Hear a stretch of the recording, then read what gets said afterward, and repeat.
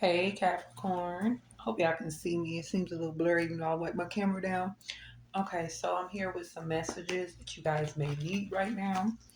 I'm going to go. If you guys are interested in contacting me for a personal session or you just have a question, all my information is going to be down below. You're also welcome to donate if that's what you choose to do. My information is going to be down below in the description box. All right, let's see, Capricorn. What do you need to know right now? Hold it on my left. What are the messages from my Capricorns? All right, Capricorns, please. Capricorns. We have concealment. We're going to get clarifiers for this. We have prosperity. Ooh. Keep quiet about this sudden burst of it. Okay. Some of you guys, that's what it is. Um, Intensification. All right. So, Capricorn.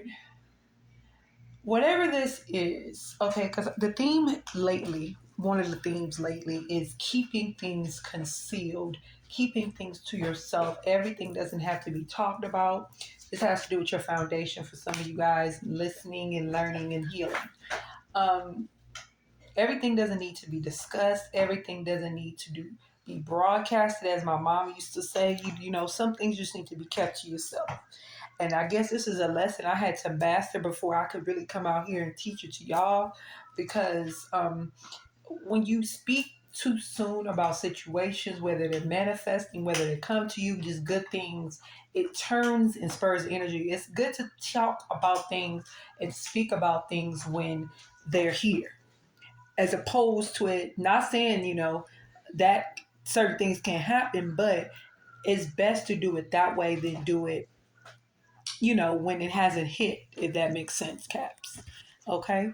So concealment, yeah, keeping quiet about your finances, your prosperity, but this is not financial just saying, because financial is so compared to what prosperity is. Prosperity is the larger, more massive vibration and energy we're talking about here, because prosperity is ongoing. It's almost like the energy of, yep, because look at the Ace of Wands. It's injustice. It's almost like this could also be a secret, like a secret that your guides or spirit is keeping from you, about how your prosperity is going to come to you, how your abundance is coming to you and manifesting for you. But for some of you guys, it's definitely the energy of you keeping your mouth shut when it comes to certain things. Intensification, we're going to get some clarifiers. What are the messages? We also have rebirth. I hear nation. These rebirth. It going back to another thing I've been speaking about for a while is the new foundation. Scratching away, letting the calamity fall when it comes to the way you used to be structured and do things. Because a lot of this has to do with the way you were raised, your mindset, your conditioning, something that was really placed heavily on you. I'm talking about very, very heavy. So, almost like the energy of when things get really heavy in your personal world, you have to go to an outlet. Something has to help you, as opposed to you going within and doing, that's what we're guided to. That's what this new age, energy where we're at now with the Aquarian energy and all the massive awakening that's going on this planet. When you're getting into alignment, if you're already into alignment, then you see the larger scale, you see the larger picture. Okay. We have, let's see, we have the responsibility that comes with being leveled up to this degree spiritually. Um, and banishing what's not for you, like rebuking, transmuting. Transmuting is something I know that a lot of spiritualists recommend, is when you feel energy that's coming towards you or trying to stick to you, transmute it towards the end, the universe, for healing. Okay.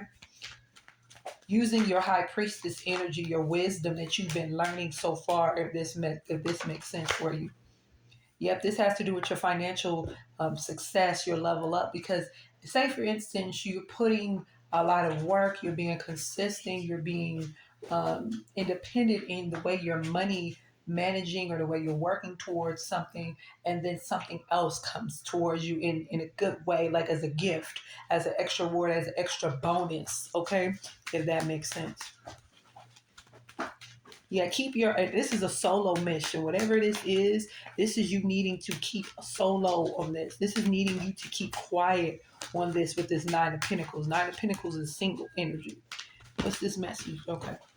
The Queen of Cups, Seven of Wands, the Fool, the Ace of Wands, and the Hierophant.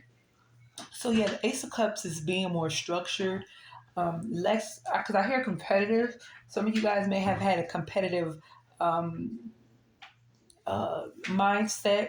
You know, you see everybody doing pretty much, you know, good job seeing what people are doing, and you're like, damn, I'm doing this, you know. Is it room for me to get in where I fit in? And it's most definitely room. But when you're in this energy, when it comes to your prosperity with the Queen of Cups, it's just saying that you're open, you're being loving, you're being supportive in a natural, genuine way. And that's going to bring in the success and the prosperity and the abundance that you so wish.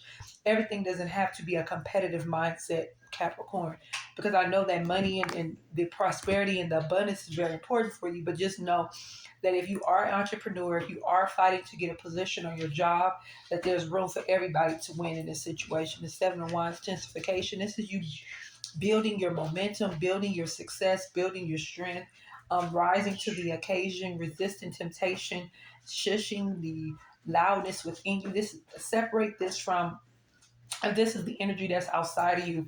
This is resisting the energy to go back into um, what is it?